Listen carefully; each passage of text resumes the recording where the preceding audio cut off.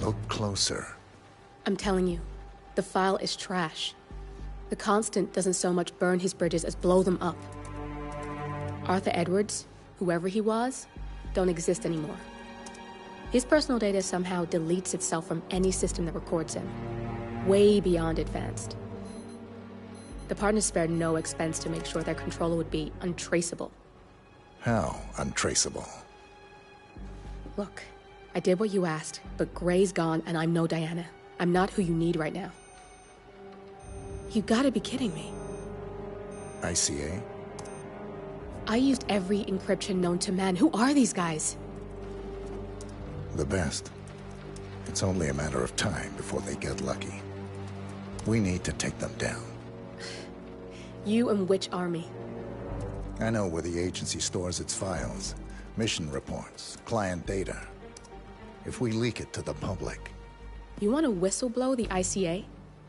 It's the path of least resistance. Turns out, you are who I need right now, Olivia. I do this, and I'm out.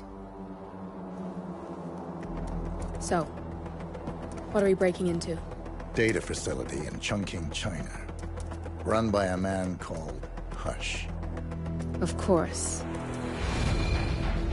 The ICA site in Chongqing houses the agency's data storage and analyst division. Needless to say, security is daunting. The state-of-the-art server vault is biometrically wired to the facility's two overseers.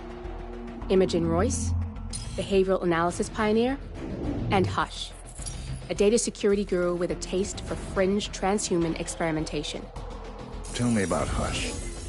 A former cyber terrorist for the Ministry of State Security in Kedanyang, who fled his country after one of the Po regime's periodic purges. He made a career doing cybersecurity for dark web deplorables, human traffickers, organ harvesters, scum like him, with no code or conscience. ICA sure can pick 'em. No offense. Can you disable security? A dual authentication protocol ensures that any handling of data must be directly authorized by Hush and Royce. The proverbial human factor devised to make the system impenetrable. Luckily, I found a loophole. If both overseers should unexpectedly die within a short space of time, the system reverts to a temporary fail-safe protocol, which I can bypass. Take them off the board, and you'll have free access to the data core. And I'll handle the rest. And you're sure it'll work? Look, I know Hush. If I'm wrong, we won't live long enough to regret it. All right. I will leave you to prepare.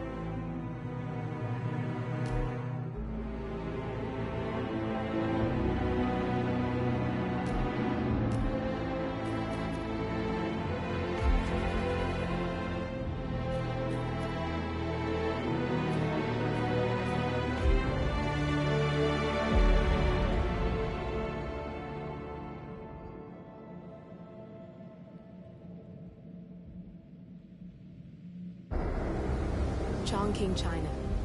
This city is Big Brother's wet dream with more than 2.5 million cameras covering 15 million people. Privacy is a four-letter word in this place.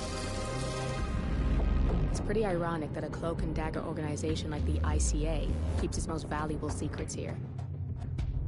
You'll find Hush conducting his fringe experiments in an abandoned apartment building, while Imogen Royce, the archivist, runs the day-to-day business of the ICA data facility. I just hope you know what you're doing, 47.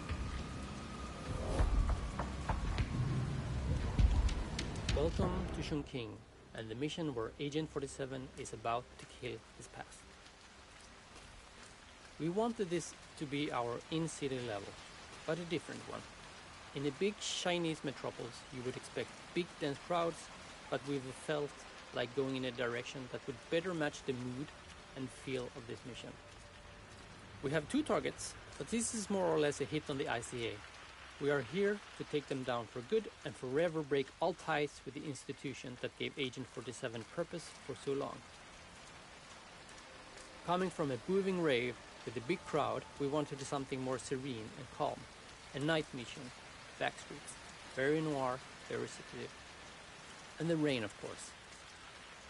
Not only there to give us location variety, but also to enhance the feeling that after this mission, there's no going back to how things were before. It is a point of no return.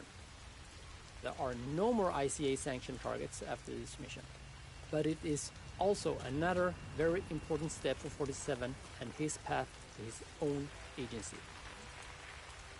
The hope is that this also is reflected in the composed music with the church-like choir. Somewhere in this location is a big ICA facility, hiding away in plain sight. We wanted the player to explore and look around, spending time in the rain before finding their way in. So at the surface, this mission is a bit harder with entrances that are not always so easy to find. It's a location where shady things are going on and the player is encouraged to explore and discover.